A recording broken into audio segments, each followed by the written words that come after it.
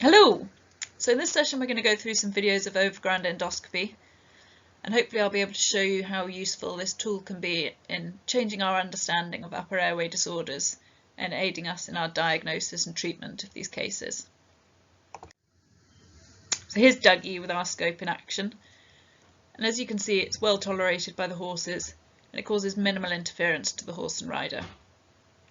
So the purpose of an overground endoscopy is usually either to investigate the cause of a respiratory noise or to assess the airway as part of a poor performance investigation.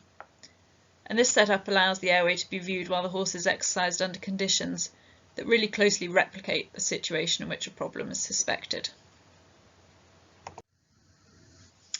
The scope's passed up the nose to the back of the throat to look at the larynx, and our primary focus is whether we maintain this open airway, which is outlined in yellow, which is known as the rim glottidis.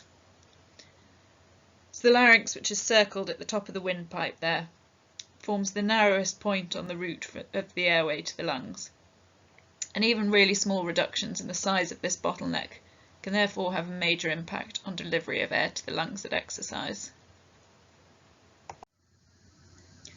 We've got 6 different structures of the throat that account for the majority of airway disorders we see. The vocal cords should be tight, pulled out of the airway by the arytenoids that sit at the top of the larynx. And these vocal folds are pockets that sit on the outside of the vocal cords.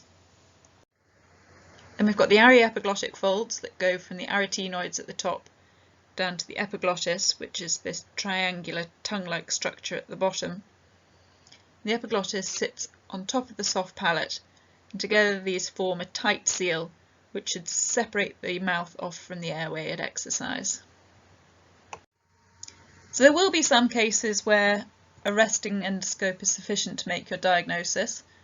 This video on the left is of a horse with quite a marked degree of recurrent laryngeal neuropathy, and you can obviously see on this resting scope the left side of the larynx hanging into the airway and narrowing that rim glottidis. And then the horse on the right is a case of an entrapped epiglottis where the subepiglottic tissues have flipped up and engulfed the epiglottis. But then there'll be plenty of horses that look normal on a resting scope, and at exercise the picture is very different. And that's because of the forces exerted by the flow of air in and out of the airway at exercise, and in combination with fatigue of those muscles that are actively opening the larynx and holding these structures out of the airway. And also things like tack and changes in head position that can alter the dynamics of the airway. So for my first example case, we'll join the video about halfway up the gallops where things are looking pretty good. Got a nice open larynx with both these arytenoids symmetrical and pulled up to the roof of the pharynx. The vocal cords and the aryepiglottic folds are pulled out to the sides, and the epiglottis is sitting on top of the soft palate.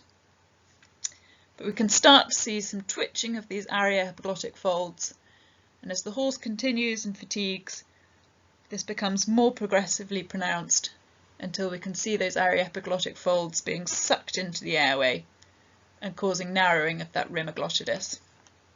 And vibrations of the aryepiglottic folds can lead to some quite loud inspiratory noises and do have the potential to interfere with airflow to the lungs, although the degree of noise is not necessarily associated with the degree of obstruction to airflow. This aryepiglottic fold collapse is quite a common diagnosis now, but it's something you never would have come across prior to overground scopes because it's something that you'll never pick up on a resting scope. So again, we're going to join this horse mid-exercise, where we're seeing an initially nice open larynx beginning to narrow as the vocal cords can be seen creeping into the airway as the horse fatigues. Again, the noise associated with this movement is typically as the horse breathes in. And this is because expansion of the lungs results in a negative pressure that sucks in air from the environment.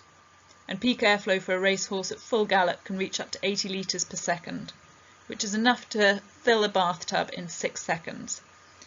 So the forces exerted by this massive flow of air through the larynx would be equivalent to the forces you'd feel at the nozzle of your vacuum cleaner, which, when you consider it, realise it's not surprising that these non-rigid structures of the larynx are getting drawn in.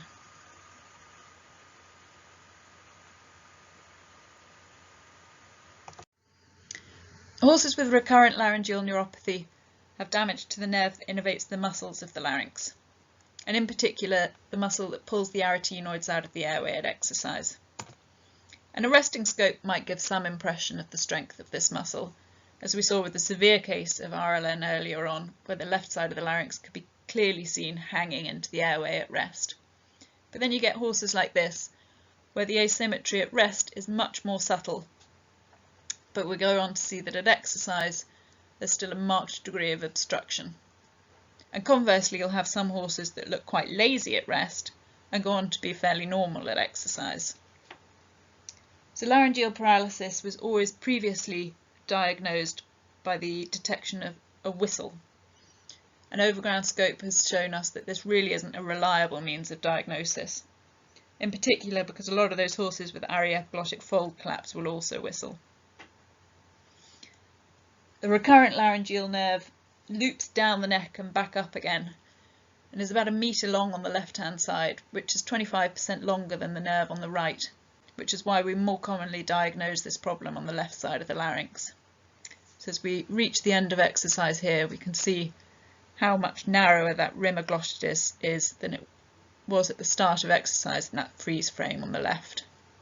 This will be having a marked impact on performance. So this is a horse that has been reported to make a noise, but only when pulling up at the end of exercise. And again, at the start of exercise, we've got a nice open airway. We do quickly start to see some mild deviation of the epiglottic folds. And this progresses and starts to be associated with instability of the soft palate, which will lead to the soft palate flipping up over the epiglottis. And the horse will actually try and swallow there to try and stabilise the soft palate, but it does then flip. And as the horse breathes out, the air flows under this free edge of the soft palate and causes it to billow up. And this is typically associated with a gurgling noise as the horse breathes out. But actually a lot of horses won't make a noise at exercise because the soft palate is being held under tension, and it's only as the muscles relax at the end of exercise and the vibrations of the soft palate become more marked that a noise can be heard. And that's what's starting to happen here with these much more violent vibrations of the free edge of the soft palate as the horse is pulling up.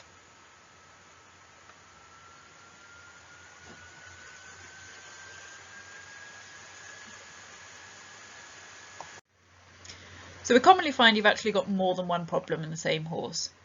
If we think back to the horse we saw with the marked laryngeal paralysis earlier on, and we watch it at exercise going through to the end of exercise, we discover that actually the same horse has also got a problem with dorsal displacement of the soft palate. And then the horse on the right here has recovered from a tie-back surgery, but subsequent overground scope shows the same horse has got quite marked obstruction caused by vocal cord collapse, epiglottic fold collapse, and some continued collapse of that left arytenoid. So if you're performing a surgery without first doing an overground scope, you're doing it making assumptions based on a combination of a resting scope, noise made, and history. And you do run the risk that you're not going to manage to address all of the issues at the same time, and there may be subsequent need for further surgery and time out of work further down the line. So by performing an overground scope first, you're just giving yourself all the information you can to make these decisions, which can help you specifically target surgeries.